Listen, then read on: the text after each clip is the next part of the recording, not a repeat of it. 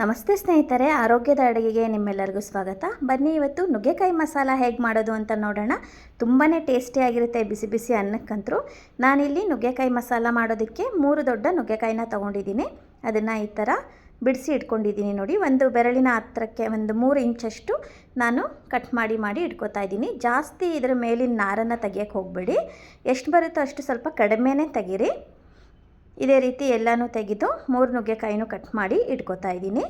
ಆನಂತರ ಇದಕ್ಕೆ ಮಸಾಲೆ 1 ಹಿಡಿಯಷ್ಟು ಕೊಬ್ಬರಿ, 1 ಹಿಡಿಯಷ್ಟು ಕೊತ್ತಂಬರಿ ಸೊಪ್ಪು, ಒಂದು 4ರಿಂದ 5 ಎಸಳು ಬೆಳ್ಳುಳ್ಳಿ, 1 ಈರುಳ್ಳಿ ಇಷ್ಟನ್ನು ತಗೊಂಡು ನಾನು ತರ್ತರಿಯಾಗಿ ರುಬ್ಕೋತಾ ಇದ್ದೀನಿ.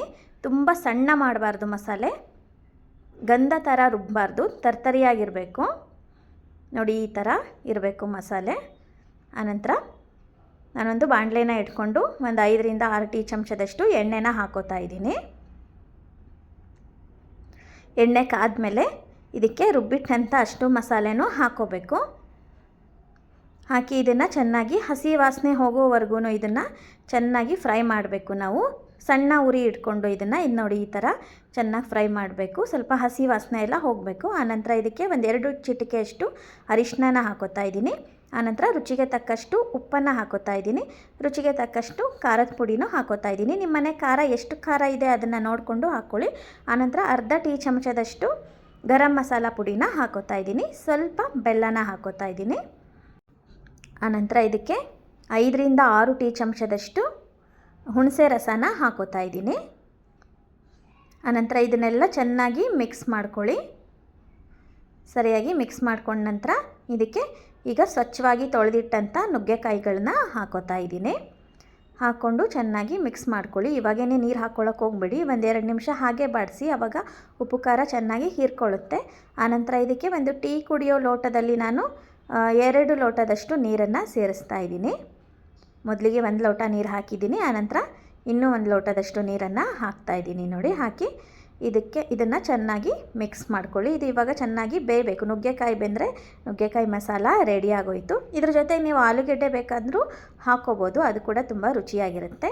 ಇವಾಗ ಇದನ್ನು ಒಂದು 12ರಿಂದ 15 ನಿಮಿಷ ಬೆಂದರೆ ಸಾಕು. ನುಗ್ಗೆಕಾಯಿ ಮಸಾಲ ರೆಡಿಯಾಗೋಗುತ್ತೆ. ನುಗ್ಗೆಕಾಯಿ ಸ್ವಲ್ಪ ಬೇಗನೆ ಬೆಂದೋಗ್ಬಿಡುತ್ತೆ. ಇದಕ್ಕೇನು ಜಾಸ್ತಿ ಸಮಯ ಬೇಡ. ಮಧ್ಯದಲ್ಲಿ 1-2 ಸಾರಿ ಈ ಥರ ಕೈ ಆಡಿಸ್ತಾ ಇರಿ. ನಂತರ ಮತ್ತೆ ಮುಚ್ಚಿಟ್ಟು ಬೇಯಿಸಿ.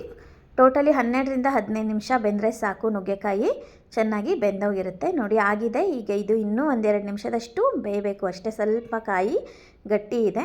ಇನ್ನೊಂದು 2 ನಿಮಿಷ ಹೀಗೆ ಬೆಂದರೆ ನುಗ್ಗೆಕಾಯಿ ಮಸಾಲ ರೆಡಿಯಾಗಿ ಹೋಗುತ್ತೆ ನೋಡಿ. ಮುಟ್ಟಿ ನೋಡ್ತಾ ಇದ್ದೀನಿ. ಇನ್ನೊಂದು 2 ನಿಮಿಷ ಇದು ಬೇಯಬೇಕಾಗಿದೆ. ಇದನ್ನು ಇವಾಗ ಹಾಗೆ ಓಪನ್ ಆಗಿಟ್ಟು ಬೇಯಿಸ್ತಾ ಇದ್ದೀನಿ.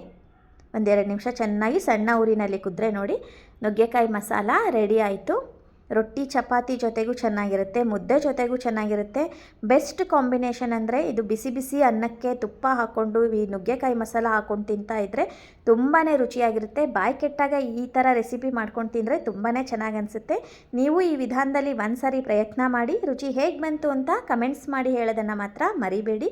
ಇದೇ ಥರದ ಆರೋಗ್ಯಕರ ಅಡುಗೆಗಳಿಗಾಗಿ ನನ್ನ ಚಾನಲನ್ನು ಸಬ್ಸ್ಕ್ರೈಬ್ ಮಾಡಿ. ಮತ್ತೆ ಇನ್ನೊಂದು ಆರೋಗ್ಯದ ಅಡುಗೆಯೊಂದಿಗೆ ನಿಮ್ಮನ್ನೆಲ್ಲ ಭೇಟಿಯಾಗ್ತೀನಿ. ಅಲ್ಲಿವರೆಗೂ ನಮಸ್ಕಾರ. ವಿಡಿಯೋ ನೋಡಿದ್ದಕ್ಕಾಗಿ ನಿಮ್ಮೆಲ್ಲರಿಗೂ ಧನ್ಯವಾದಗಳು.